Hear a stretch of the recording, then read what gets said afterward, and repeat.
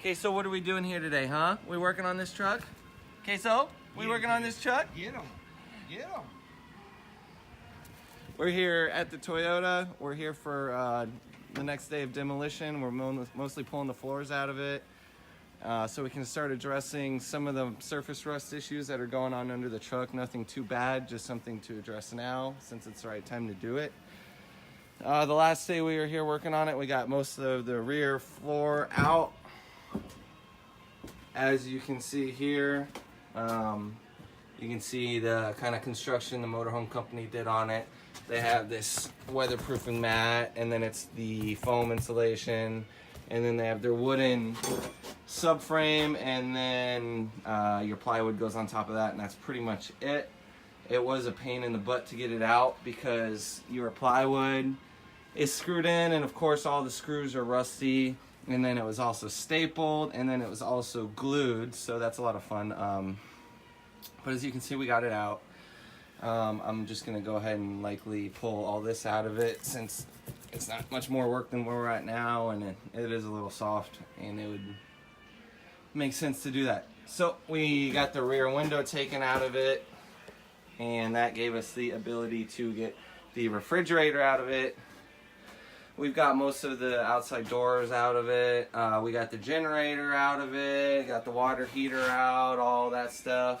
So now we're going to be taking out the center sheet and then the front sheet, getting all this stuff out of the way, getting the plumbing out of the way, and then we can start working on the frame and then the new floor. Yep. All right. So we're a little way into the floor. We got the rear panel out, we got the middle, and now we're on the frontward piece of plywood. You can see here's where it meets the cab, and you can see basically what the Motorhome factory did is fold that truck aluminum over, and it was all just screwed and then tarred over. So we're just pulling that out right now. Got a couple more up here to get, and then this piece of floor is coming out.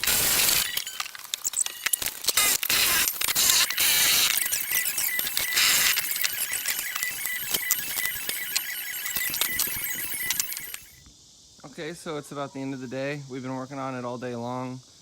We definitely made progress. As you can see,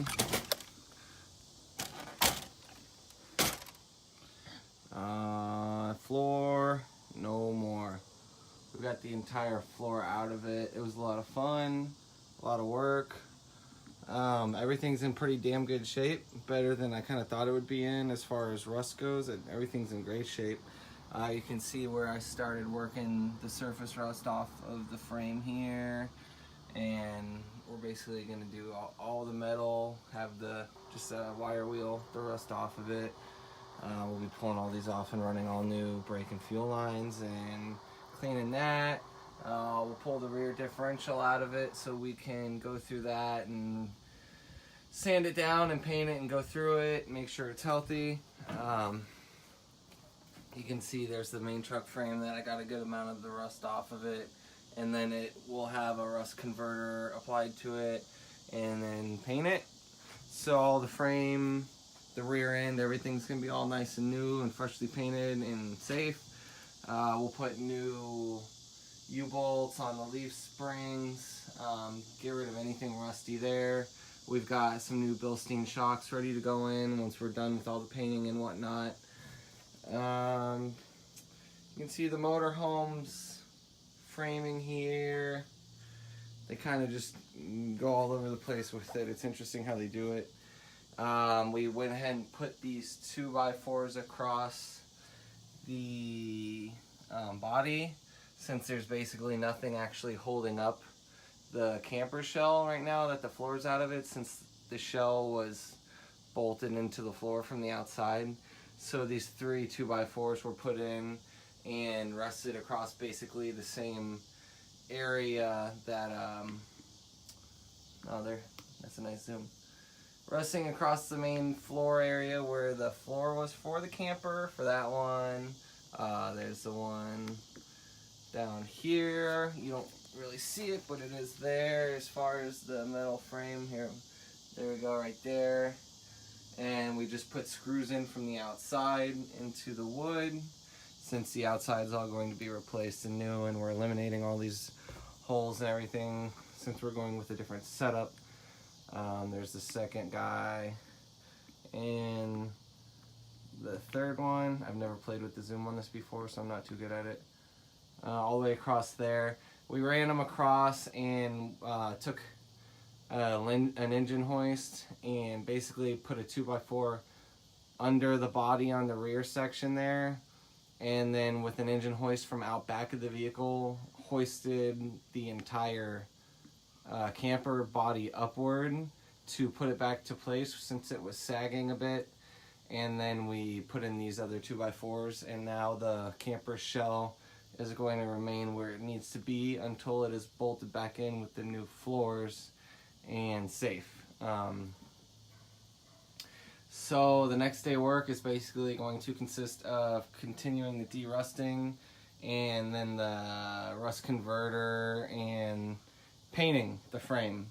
And once all that's done, I'm going to go ahead, and since it's easier to do it now, I'll be going through and putting new, redoing all the U-joints, as well as the carrier bearing here. I'll put a new carrier bearing, and there's another U-joint. It'll be nice and easy to get to. Whoa.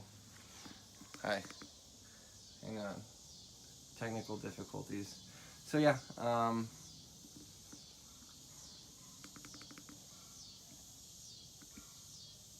think the camera might be tripping out. Anyways, yeah, so I'll go ahead and call that it for this video. Kind of a short update, but it's been an entire days of work to get to what you see right now.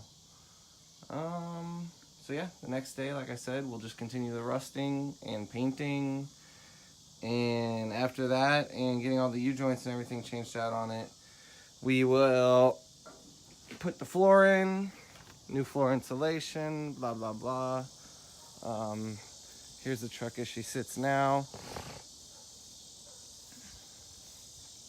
You can see we took all the exterior panels, we took the generator out of it. As you can see, that was a pain in the butt to get out of it the way they had it all in, so we just ripped it apart. You can see that everything back here is completely water rotted and molded from not having any proper weather protection. Here's where the propane box was, that will be going back.